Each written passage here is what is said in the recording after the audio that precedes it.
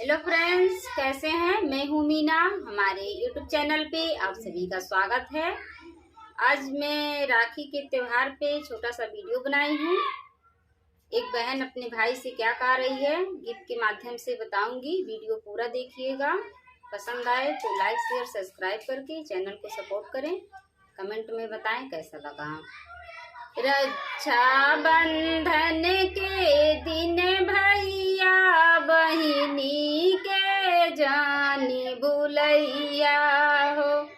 रक्षा बंधन के दिन भैया बहिनी के जानी भुलैया हो। इहे आस लगल बा दिलवा में रखिया बनवावे अइहा हो। इहे आस लगल बा दिलवा में रखिया बनवावे अइहा हो। रक्षा बंधन के दिन भैया बहिनी के जानी भुलैया हो। रक्षा बंधन के दिन भैया बहिनी के जानी भुलैया हो। बचपन गुजरल साथे साथे उहुने ना भूलब घरवा के। बचपन गुजरल साथे साथे उहुने ना भूलब घरवा के।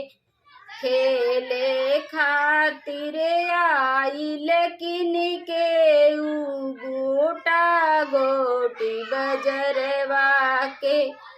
खेले खातिर आइल किन के ऊ गोटा गोटी बजरवा के।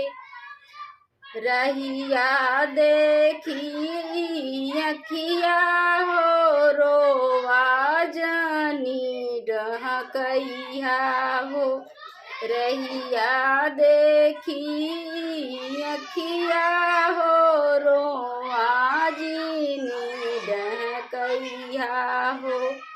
ई आस लगल बा दिलवा में रखिया बनवावे अइहा हो। इहे आस लगल बा दिलवा में रखिया बनवावे अइहा हो।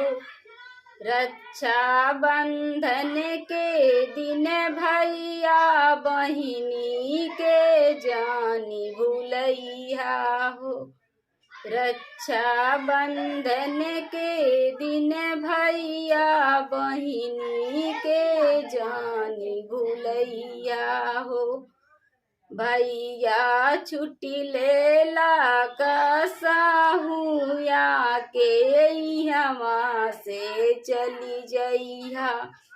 भैया छुट्टी लेला कसहू या के यहाँ से चली जइहा।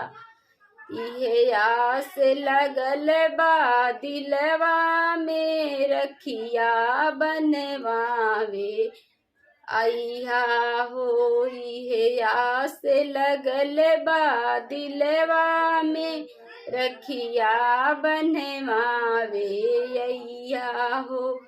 रक्षा बंधन के दिन भैया बहिनी के जानी भुलैया हो।